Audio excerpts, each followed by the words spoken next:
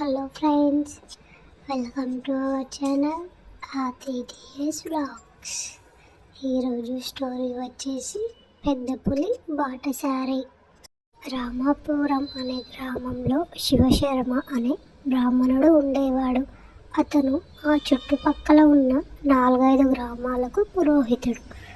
ఒకనాడు పొరుగున ఉన్న కృష్ణాపురంలో వ్రతం చేయించడానికి బయలుదేరాడు. రామాపురం నుంచి కృష్ణాపురం వెళ్ళడానికి మధ్యలో 2 మైళ్ళ దూరం అడవిని దాటి చేరుకోవాలి. ఆ అడవిలో క్రూర జంతువులు లేకపోవటం వల్ల రామాపురం గ్రామస్తులు భయం లేకుండా అడవిని దాటి వెళ్ళేవాళ్ళు. బ్రాహ్మణుడు అడవి మార్గంలో నడుస్తూ వెళ్తూ ఉండగా అతనికి చెరువు పక్కన కూర్చొని తపస్సు చేస్తున్న ఒక పెద్ద పులి కనిపించింది. పులిని చూడగానే శివశర్మకి గుండెల్లో రాయి పడింది. భగవంతుడా, ఈ అడవిలో క్రూర జంతువులు ఏవీ ఉండవని ఒంటరిగా బయలుదేరాను. ఈ పులి బారి నుండి నువ్వే నన్ను కాపాడాలి అంటూ దేవుడిని ప్రార్థించాడు బ్రాహ్మణుడు. ఇంతలో పులి బ్రాహ్మణుడిని చూసింది. శివశర్మతో పులి ఇలా అన్నది, ఓ బ్రాహ్మణ, నేను క్రూర జంతువునైనా మాంసాహారిని కాదు. తపస్సు చేస్తూ సాధువులా మారిపోయాను అని మాయమాటలు చెప్పింది.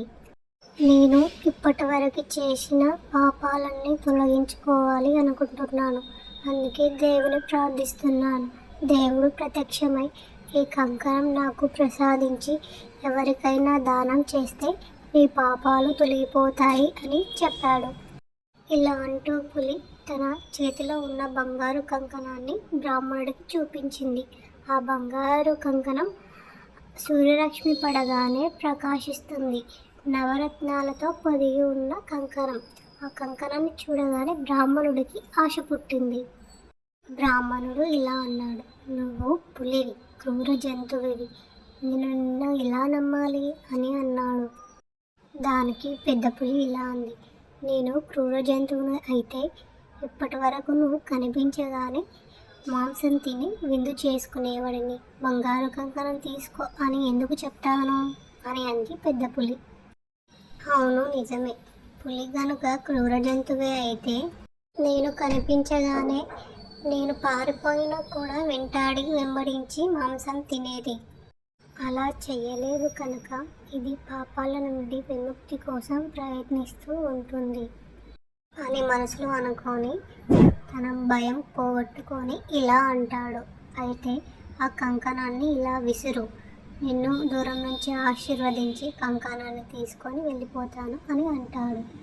శివశర్మ మాటలు విని పులి ఇలా అంటుంది నవ్వుతూ, భలే బ్రాహ్మణుడు అయ్యా నువ్వు, అన్ని శాస్త్రాలు చదువుకున్నావు అంటూ అందరికీ చెప్పుకుంటావు, కానీ నువ్వు పాటించవా?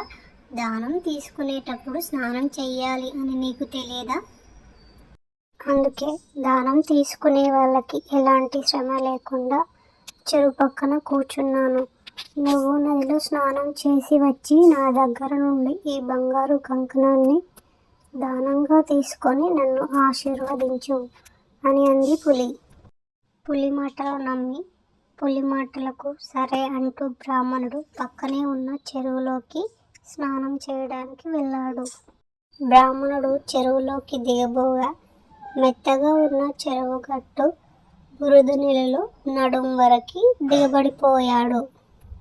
అది చూసి పులి, అయ్యయ్యో బ్రాహ్మణ, దిగబడిపోయావా, ఉండు వచ్చి రక్షిస్తాను అంటూ తను కూర్చున్న చోటు నుండి తాపీగా లేచి వచ్చి బురదలో దిగబడిపోయిన బ్రాహ్మణుడి కంఠాన్ని దొరకబుచ్చుకొని మాంసాహారం తింటూ విందు చేసుకుంది. చూసారా, దురాశ దుఃఖానికి చేటు. బ్రాహ్మణుడు బంగారు కంకణం కోసం ఆశపడి పులి చేతిలో ప్రాణాలను పోగొట్టుకున్నాడు. అందుకే ఎదుటివారు చూపించే కానుకల కోసం ఎప్పుడూ ఆశపడకూడదు. ఎవరైనా సరే తమ విలువైన వస్తువులను ఉచితంగా ఇవ్వరు అని సత్యాన్ని తెలుసుకొని దురాశకు పోకూడదు. ఈ స్టోరీ మీకు నచ్చినట్టయితే లైక్ చేయండి, షేర్ చేయండి, సబ్స్క్రైబ్ చేసుకోండి.